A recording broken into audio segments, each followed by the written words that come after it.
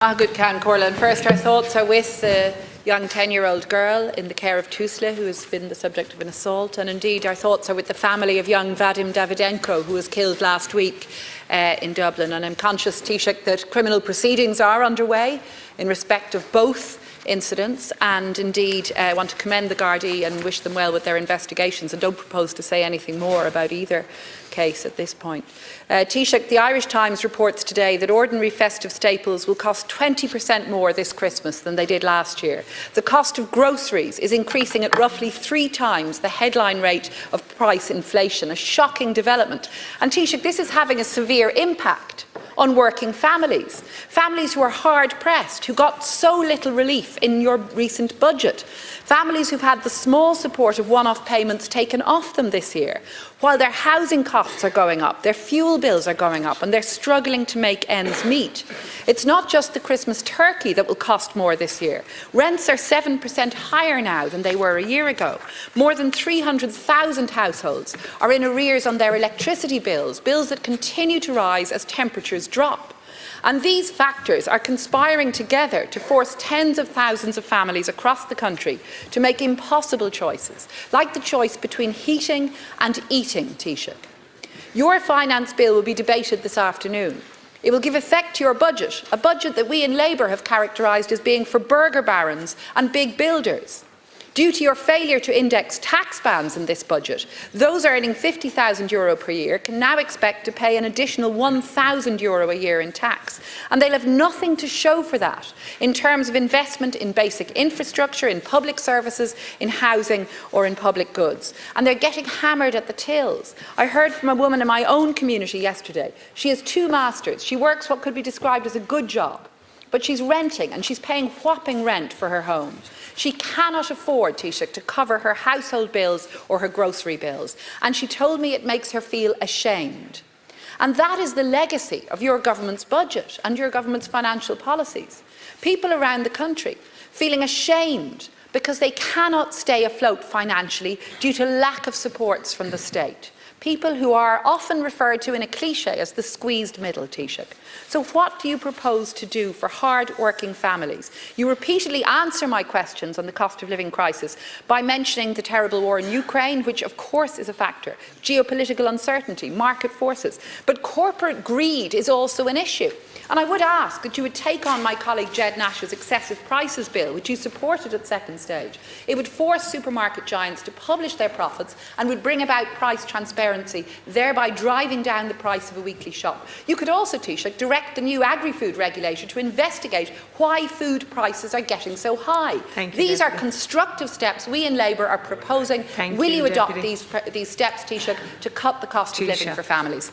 Could I first of all say that I think the CSO should be the standard statistical body that we should adhere, any analysis and comment and pin it on, because there's all sorts of various groups coming forward every now and again within determine it. But there's no question but that inflation has been a very significant issue over the last number of years. In fact, it was close to 10% following the pandemic and the invasion of Ukraine by Russia. It has eased considerably since then, but of course the prices are at that elevated level, and real wages are now are increasing by about 3.5% if you take out inflation. So, but that said, food prices are significant pressure on many families. But the government has responded, Deputy, and we've put in permanent measures that have eased the cost of living of many families. Free school books, for example, was a very significant measure we took, which is permanent. Hot school meals, free hot school meals in schools, very significant. 26% of families now benefit from the fuel allowance. That's a very significant enhancement. We targeted reports. The child support payment, if you're over 12 years of age, went up to €16, by €16, and under 12 by €8. And that helps many lower income families, but many middle class households will also benefit with children. And the working family threshold, family payment threshold increased by €60 a week, which allows more families to qualify and get more support. And there was an expansion of the back to school clothing and footwear payment to include younger children, 2 to 3 year olds. And of course, we have the pension auto enrolment scheme, which I think is a very significant scheme which will benefit up to well over 700,000 workers in time. Now, these are more permanent, sustainable measures that will improve working people's lives and quality of lives into the future. And so we did target our resources in this budget. We also extended the rent tax credit, which has been increased over recent years. We've extended the reduction in the VAT rates in terms of electricity and kept it at 9% for the next number of years. We will continue to do what we can in terms of supporting families. And the budget is not as you have described. That's just a cheap headline grabber. But the budget is very significant in terms of the public expenditure and the increases in services for disability, for education in terms of capitation grants, 50 euros for primary schools. Very significant interventions.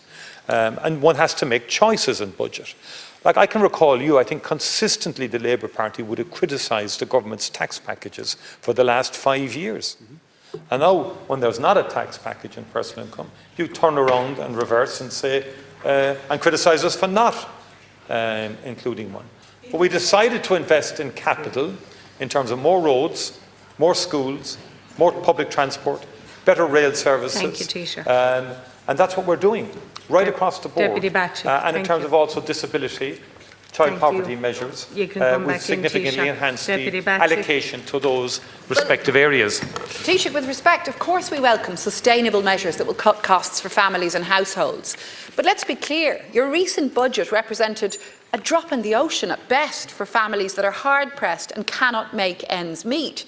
And it's not just Labour, it's people around the country, Taoiseach, who are dismayed at the vast cost of the VAT cut that you chose to implement for hospitality and for hairdressing at the expense of doing other things, like indexing tax rates. Let's return to the constructive solutions we in Labour are proposing. The Agri-Food Regulator is the regulator. The Competition and Consumer Protection Commission has said it's the appropriate public body to investigate extortionate grocery prices. My colleague Deputy Nash asked the Minister for Agriculture when he would instruct the regulator to launch an investigation, and that was nearly 2 months ago. Enabling the authority to crack down on high prices would take nothing more than a statutory instrument from the Minister, but nothing has happened. And that's the kind of constructive steps, Taoiseach, that you could be taking now to show households that are struggling that you are going to offer them something, that you're seeking to crack down on rising grocery prices and tackling corporate greed. And that's simply what we're looking for you to do. Well, I think we need to get prices down sustainably over the next number of years. That's the key target. I mean, some of the opposition's proposals would have added 2% to the inflation rate, which would have exacerbated the problem for many families out there. IMF is forecasting that amongst the euro area, Ireland will have the third lowest inflation rate between 2025 and 2026 at about 1.7%. That's what they're forecasting. So we didn't want to do anything. So if you wanted universal energy credits, for example, you would bump up inflation and you just consistently exacerbate the problem. Like, we can't keep on doing once-off packages forever. I'm sure you'd acknowledge that.